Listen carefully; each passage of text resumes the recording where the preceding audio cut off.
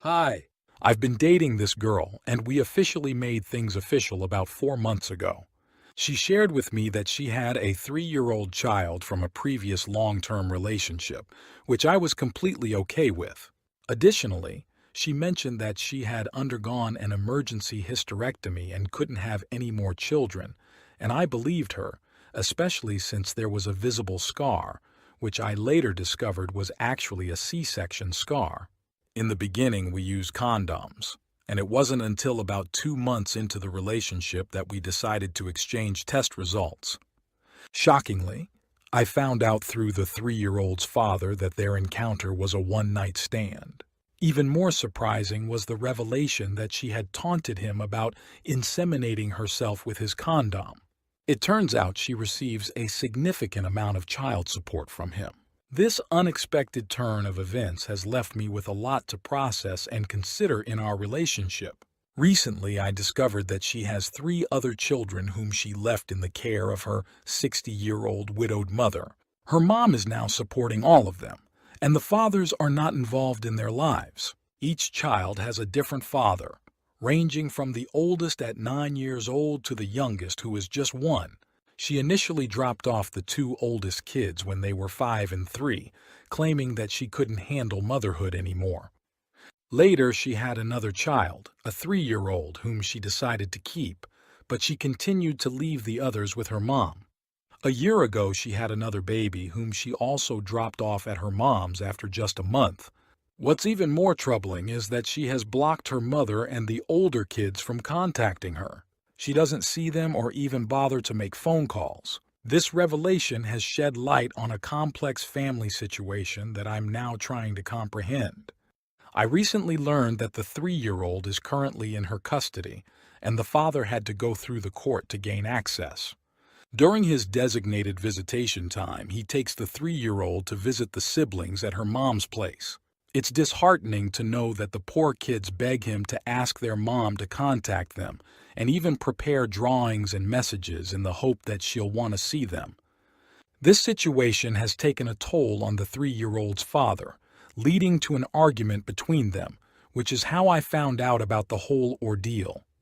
It's distressing to learn that she has just dropped off 2 other kids and a newborn with her struggling mom, who is now faced with the challenge of caring for them while also working full-time.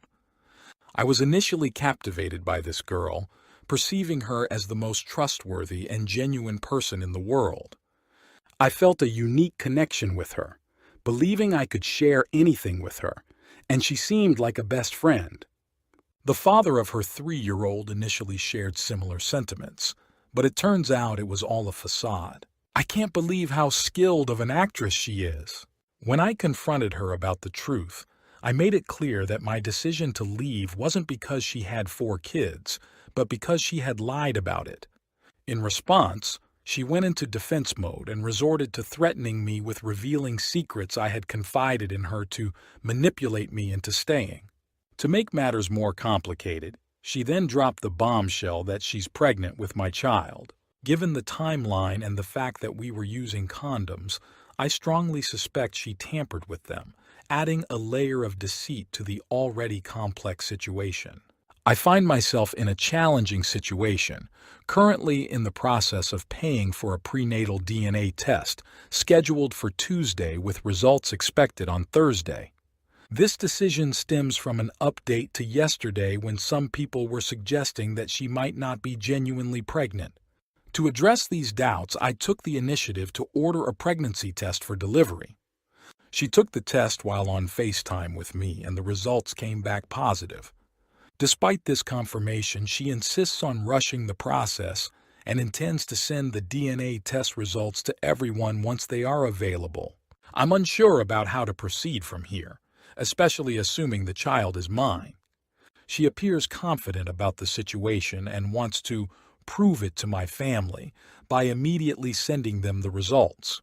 My family is currently unaware of the situation, and I had planned to explain things to them in my own time after the test. However, she is adamant about sharing the results as soon as they are through, seemingly with the intention of hurting me.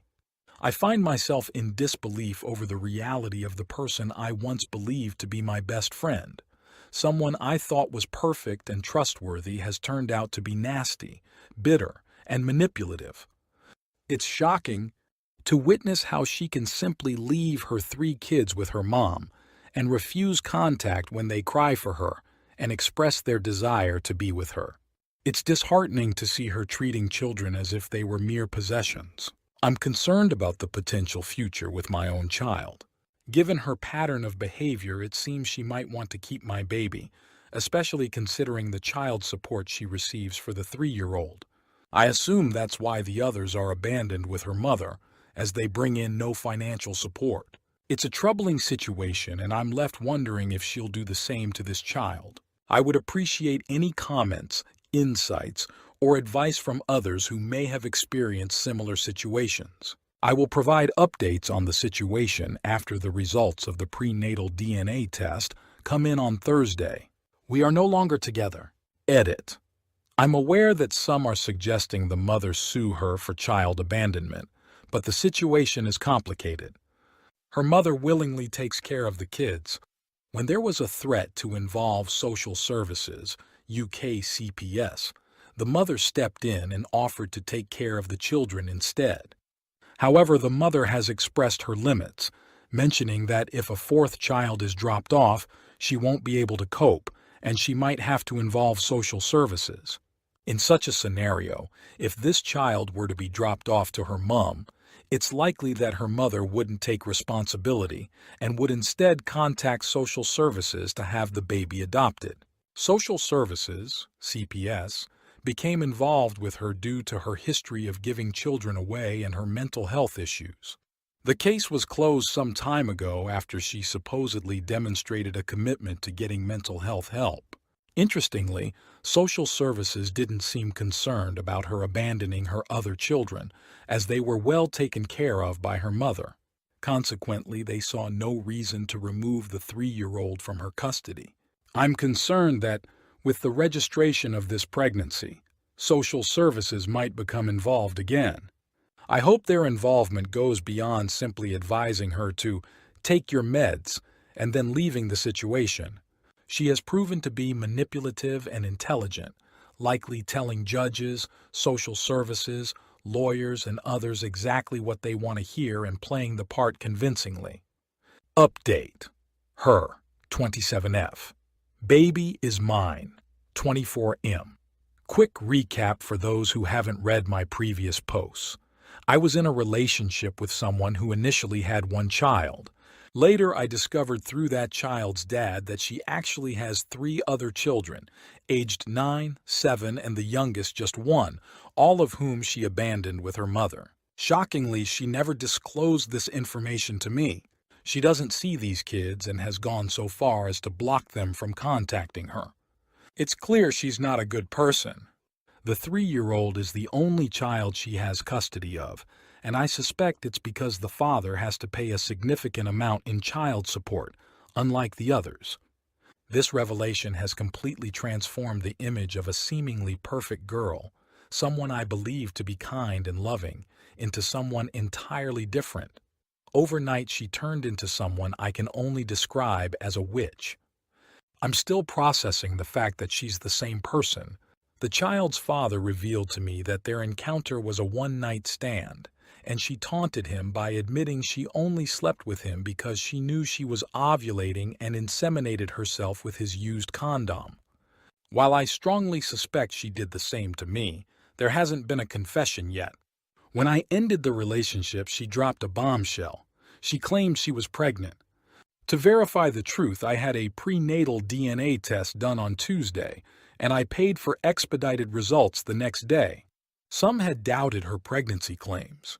However, the results confirmed she is indeed pregnant, and I am the father. The DNA lab isolated fetal DNA from her blood sample and compared it to my DNA, resulting in a positive match. I'm currently in a challenging situation where she doesn't have the prenatal DNA test results. I only provided my contact details for the report, as it includes a photo of my ID to confirm my identity. In a previous prenatal test with the other child's father, she irresponsibly sent the report to random people, exposing his ID and personal information. She keeps calling me to obtain the results, but I've been declining her calls as I'm not ready to engage in a conversation with her yet.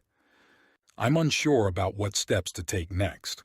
I know I need to tell my parents, as there's no way I can handle the responsibilities of caring for a baby without their guidance. She, on the other hand, is determined to keep the baby in her custody and refuses to consider removing it. Additionally, she's requesting that I financially contribute to things like a crib and pram.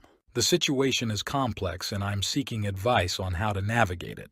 Recently, I spoke to her mother, who firmly believes that the baby will be dropped off to her at some point after birth. Her mom, in her mid-60s with an adult disabled son, is already raising 3 kids and working full-time.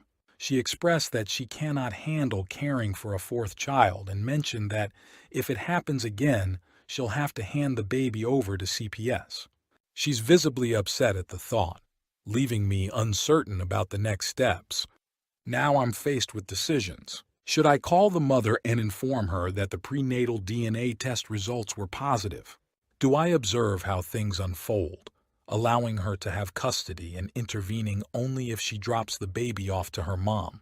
Alternatively, do I take a proactive approach, filing for custody and preparing to fight for it as soon as the baby is born? I'm considering providing statements that highlight her history of using babies like objects and the pattern of abandonment from both her mother and ex.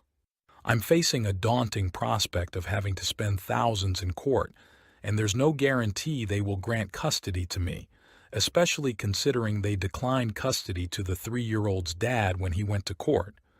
I'm at a loss about what steps to take. I'm not even emotionally prepared for a baby at this point, but it seems I now have to make a decision on whether to fight for custody or attempt to co-parent with this woman who has proven to be quite challenging.